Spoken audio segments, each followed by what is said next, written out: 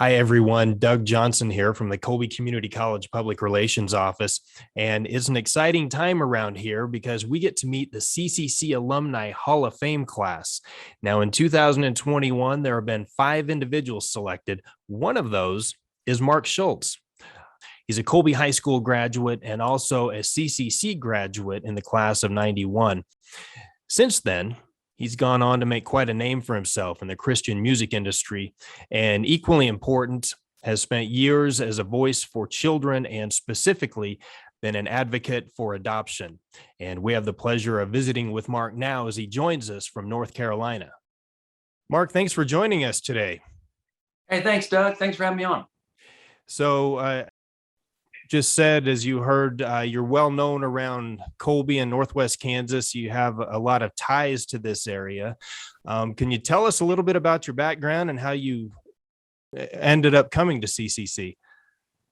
Yeah, I lived in Colby my whole life. And so my dad was a track coach at Colby Community College and then became the dean of students. I played baseball, ran track, played football, played basketball, did a little bit of music, and I always kind of thought of myself as like a sports person that did a little bit of music, And man, everybody that I knew, like most people, went to Colby Community College before they went on to a 4-year degree, Kansas State or KU or wherever. And so, man, for me, it was a no-brainer, and I got an opportunity to play baseball a little bit, run track a little bit, do music. And so it was a great opportunity for me, and still get to be, I've loved Colby, still do, and so I really enjoyed my time there. So you're involved with all of those activities. Is there any particular memory that you could share with us? Any stories that you've told over the years about your time at Colby? Well, I do, I make fun of myself a lot because as I said, I thought of myself as kind of a sports person that did a little bit of music before I went to Colby Community College. And then I got a scholarship to play at CCC baseball. And man, I used to have an unbelievable curve in high school. And it was so good. It was just a big rounder that would just, it scared people really as they were getting ready to bat. And so we won a state tournament a lot because people were afraid I was going to hit them with a ball. And so I remember I thought, well, I'm just going to play in the pros. And of course, I'll start at Colby Community College and that'll be my start. And I remember we had some guys on the team that were from like Wyoming. And they played at Wyoming and then came to play at Colby Community. I mean, these guys were legit baseball players. And so they said, hey, Schultz, go out and throw to this guy. And this guy was humongous. And I remember he was just sitting there with his, the bat on his shoulder. And I said, what I'm going to do is probably give this guy my best stuff and make him realize I got it going on. And then they may just move me straight up to AAA after they see my stuff. So I throw this guy a curve and he sees it coming and he looks at it and he kind of backs out of the box like, oh, and then it curves and it's a strike. And I was just like, oh, this is a cakewalk. And so I said, I'm just going to throw it again. So I threw it again. And he didn't back out of the box this time. He just watched it come in and go across the strike zone. And so I said, man, strike 2. So I'm just going to throw him the third one. I threw the third one and he saw it coming and he took the bat and swung it and he hit the ball so hard that I still remember this. He put a dent in the right field scoreboard, right in the middle of the right field scoreboard. He hit it so hard and they just looked at me and I just thought to myself, I don't think I'm going to the pros just yet. I don't think it's going to happen. So I knew the end of my, maybe my professional pitching was over. And I ran track a little bit, but it was then I was in the Sunflower Singers as well. And man, I thought, oh, maybe I'm a music guy who does some sports, And that's what I loved about CCC so much was it gave me the opportunity to kind of dip my toe in some things and figure out what I was great at or good at and things that I wasn't so good at that I thought I might be. And it was a real encouraging place for that. And I'm grateful for that. And so many nights, I was in the practice room writing songs, and I still think about that. There was this is a long answer to your question, but there was a time a few summers ago. I rode my bike across the country to raise money for orphans, and I was doing concerts along the way. And we stopped at some place, and I was sitting on the bus, and our road manager said, "Man, people were walking past the bus to go inside to the show, and like a couple thousand people were walking past." And he said, "What's that like to sit on the bus and watch people walk in to go to a show you're doing?" And I go, "Man, I am." When I see that, I'm like 19 years old in a practice room, and I'm just writing songs, and that I thought nobody would ever hear. And now people are walking past my bus to go in and sit down and get a seat to hear the songs.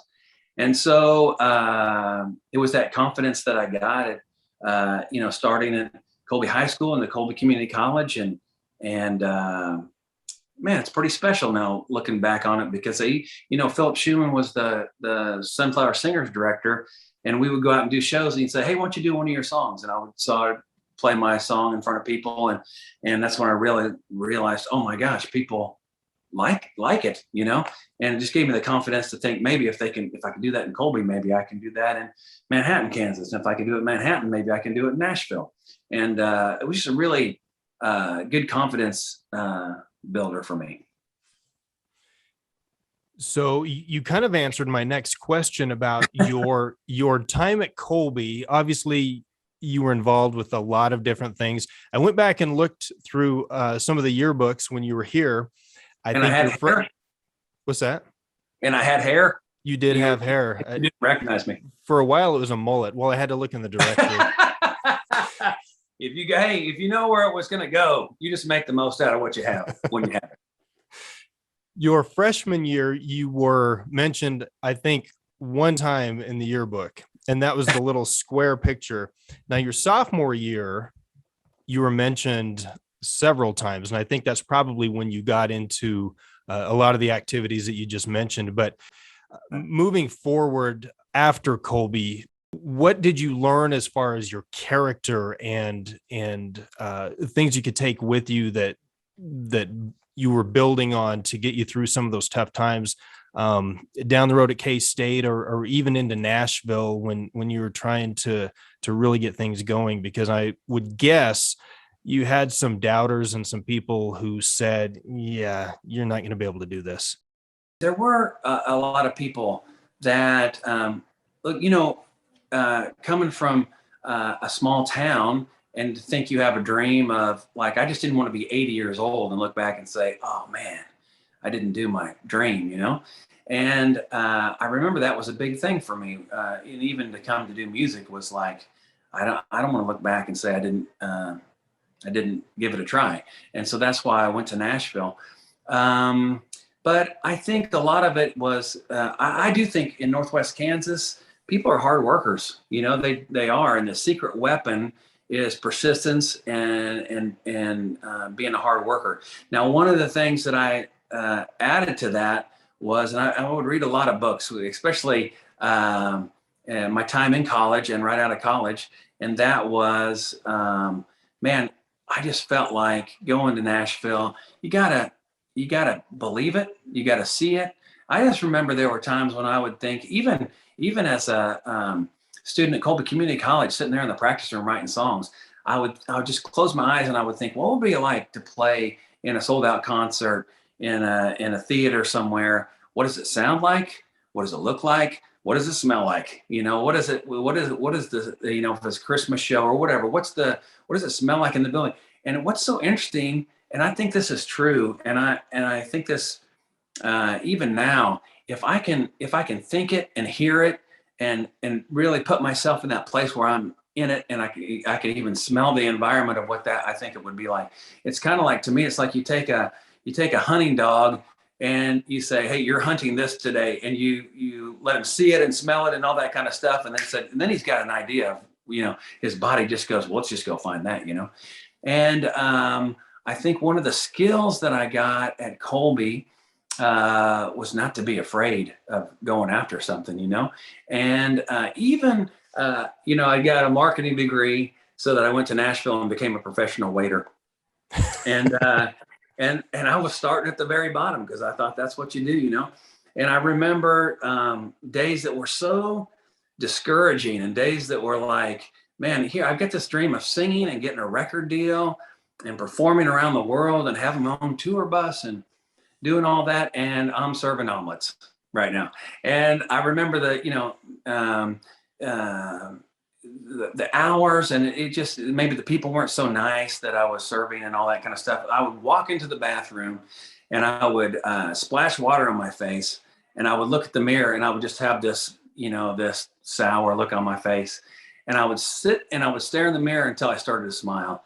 And I would smile and I would smile until the inside of me realized, okay, that's what it's got to be right there. I'm not going to get defeated. I'm not going to come to Nashville and get defeated as a waiter. I'm going to be excellent at this. So I'd go out, and I remember when I started that, the people that I was working with, the other waiters and waitresses, would get so frustrated with me because I was the worst waiter of all time. Like, people would be at my table and they wouldn't have any water, and they would be, they'd have a fork instead of a spoon for their soup or whatever.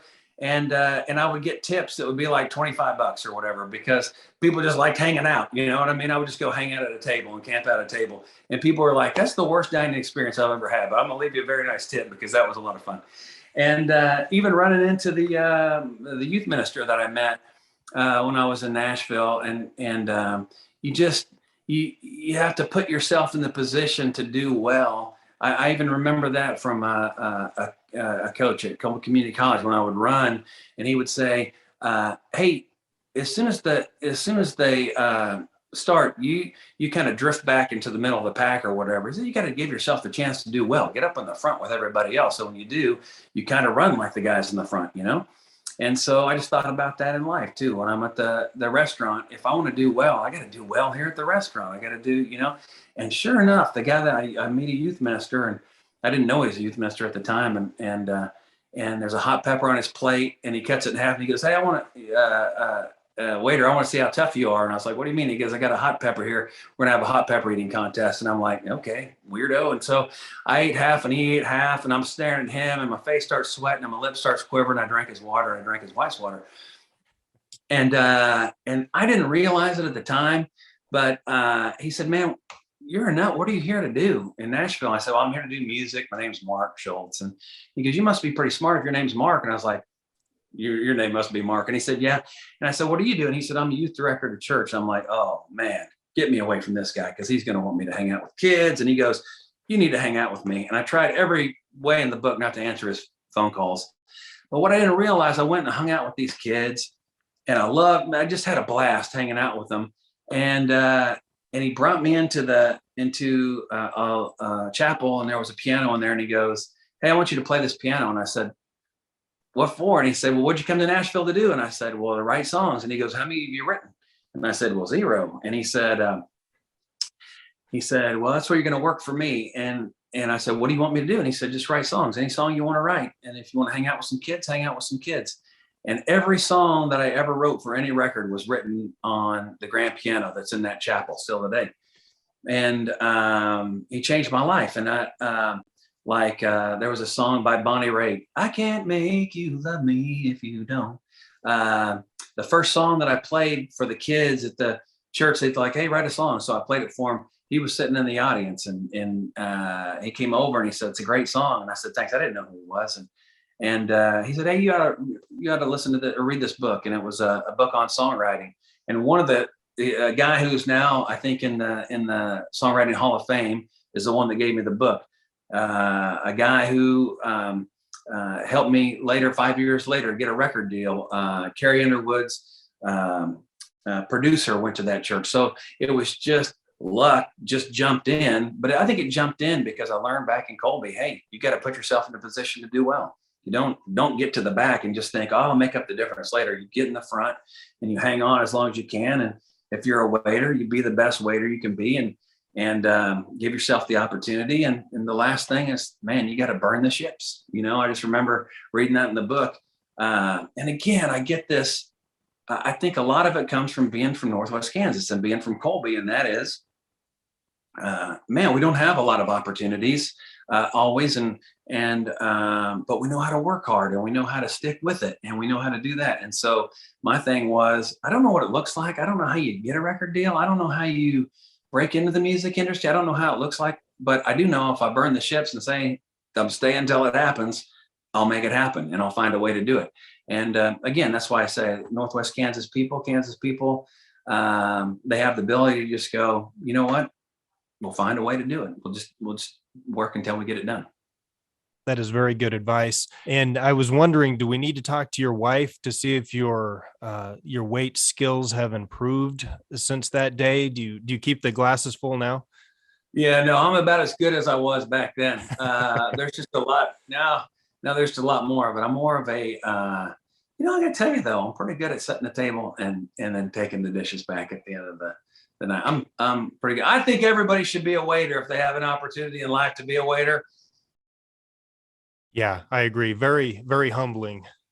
Yeah. Very, very sure. humbling. So what are you up to these days? What's next? That's a good question. I think now, when I started this, it was me. How long, I would be up till 3 o'clock in the morning writing songs in the chapel. And then I got married, and my wife was going to medical school and residency. And she was like, hey, you're going to see me about 15 minutes a week. So you go do some more shows because you won't see me. And she was doing schedules all night, 36-hour shifts and things. And so I'd be gone on tour bus doing shows. And now we've got four, I almost said 5 kids in our family, but I was just including me. We've got 4 kids in our family. And so the name of the game for me is how fast can I go out and how fast can I come back? And I remember I was going to have to make that switch because my son, my oldest one, Ryan, said when he's about 3 years old, he goes, I go, hey buddy, I won't be here in the morning because I've got to go do a show. And he goes, where are you going? I said, well, I have to do a concert and I have to go encourage some families. And he looks at me and he goes, hey, why don't you stay here and encourage our family? And so, uh-oh, I think my days of getting on a tour bus and leaving for a long amounts of time are over. So now I go out and do shows, and I'm out and I'm back. And a lot of times I'm back in time to make breakfast on a Saturday morning. I'll go out and do a Friday night show. And I'm back at 9 o'clock in the morning and jump in and I'm making pancakes and everything. And so that's the thing. And so it's trying to find ways. Now, the other thing is this. I used to think, man, if I can get a record deal when I first came to Nashville, man, that's it. It doesn't get any better than that. That's the greatest thing. And what I realized was after I had a record deal for a while, you're like looking around going, well, I thought this was it, but this is great. And now you've got a platform and you're looking around going, what's next? So I remember that's when some folks had said, hey, you're adopted. Will you be a spokesperson for orphans for us? And I said, yeah. And so that's where they said, I met these orphans in Mexico. And I was like, they were, this killed me, but they were, they didn't have clothes to wear to their school. They didn't have books. And we made hamburgers for them. And they were taking these hamburgers and they were sticking them in between their mattresses in their beds. And I was like, what are you doing? And they were like, well, this is the first time we've ever had hamburgers. We don't know when we're going to get them again. So they were and I was like, oh, you gotta be kidding me. So I decided instead of a bus tour, I was going to get on my bike and ride from California to Maine, pedal across that's Northwest Kansas, just figure it out and get it done. And did 16 concerts along the way, and we raised $250,000 for those orphans. And so they were able to have clothes to go to school. They were able to have the books. They were able to we built a little civic center thing for them to have a place to come back to and play basketball. And once I got a taste of that, I was like, oh, there is something more than what you thought your dream was going to be. There's more, which is giving back. So then we adopted a daughter from China, and we adopted another one from here in Kansas, from the same state, same town, and same adoption agency that I came from. You got to see, hold on just a second. I got to check this.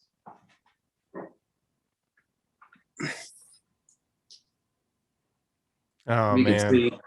Man, so that's what gets me out of bed every morning is those guys are unbelievable. And my wife back here, who's awesome.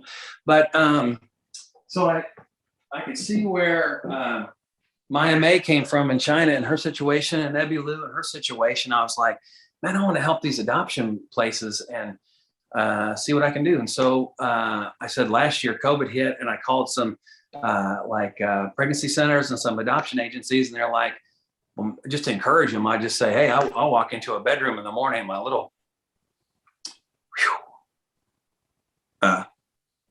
2-year-old pops up, and she's like, Dad, big smile on her face, and I'm like, what would it be like without having her in my life? And so I called these places just to tell them thanks for what they do, and they said, well, thank you, but our doors are shut because we don't have the money during COVID to keep this thing going.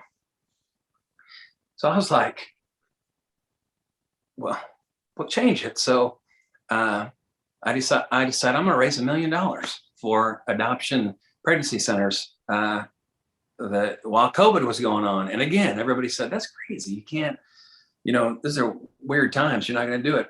And I said, I'm going to give myself a year. And that was last September. And now we're in November. And we didn't raise $1 million. We raised $2 million, which is awesome, through concerts and keeping a lot of folks afloat. And it's been really cool. And so then we went to Africa, and I met more orphans, and they were like, hey, would you like to sponsor one? I met these kids, and I was like, no, I want to sponsor all 1,000 of them. And and everybody's like, that doesn't happen. And I said, well, I'm not going to sponsor. I'm going to take them back to the United States, their pictures, and I'm going to get them all sponsored, and we're just going to change the whole village. And last Christmas, we got all 1,000 of them sponsored, and now they have hope. They got medicine. They've got education. It's been one of the greatest things I've gotten to do. So a lot of it is, again, you dream, man, what would be almost impossible? What would be the edge of impossible? And then you dream it up, and then you go do that. And so that's been the fun for me but it's not aimed at me. It's either aimed at organizations that, help bring people like that into the world. So Mark, does your advocacy for all of these children, do you incorporate that with your concerts? I mean, and we haven't even talked about this, you'll be in Colby here in a couple of weeks on December 4th. And so will people get a chance to hear more of these stories? Yeah, absolutely. I mean, it's a big part of what I do now. And it's my story. I was adopted, when I was 2 weeks old, and my wife, I joke about it, and I'm like, we got Maya May, and my wife is a big part of that. I mean, she's phenomenal and unbelievable. So, part of my job is just trying to keep up with her, what she's doing. She calls after we had Maya May, and she said, hey, what are you doing tonight? And I said, I'm doing a concert in Wisconsin. That's why I'm not home. And she's like, hey, how fast can you get to Kansas? And I was like, what's going on there? And she goes, you got to pick up your daughter. And I said, well, I hope my daughter's in Nashville. And she said, well, she is, but your other daughter. And I was like, but I don't have another daughter. Do I? And and I do. And so it's wonderful. And man, she's a godly, wonderful woman, and she's the best. And so a lot of I even remember, it's just encouraging, but when I got the idea to ride my bike across the country, I told her one night, I said, I got this idea that I'm going to ride my bike across the country, and it's going to take 3 months. And then I said, how about we just give all our money away from that and just give it away to orphans and stuff. And she started crying. I was like, oh no, she thinks it's an awful idea. We're not going to do that. I said, I'm sorry, I didn't mean that. And she goes, no, I'm not crying because I think it's a bad idea. She goes, I'm crying because I want to go with you. That's fantastic. So that is amazing. So we will look forward to seeing you. I said the 4th. The 4th is when the Hall of Fame reception is. The show that you are doing is December 5th at the Colby Event Center. I'm glad you found. I was thinking to myself, I don't think I'm going to be there on the 4th. But you're coming to town on the 4th, though, right? Eventually, hopefully I am. Yeah, we're coming from Los Angeles too. to there for a show, and then as people often do on a tour, go from Los Angeles to Colby. So that's Yeah, it's which I'm common. excited. The normal route that people take as they're getting back home. So I'm excited about that. So man, honored, and man, I don't know how I deserve to this honor, but I'm grateful for what Colby Community College did for me, and as encouraging it was for me. And I'm glad that people there are getting to experience it, and man, make the most of it, and figure out what you're great at, what you have a passion for, and it's a great place for that, and it certainly was for me. Thank you, Mark. I think you just kind of explained why you were inducted into the Hall of Fame. You've done a lot of great things for a lot of people, and certainly represented CCC well, and we will always appreciate that. And we thank you for your time today. Thank you, Doug.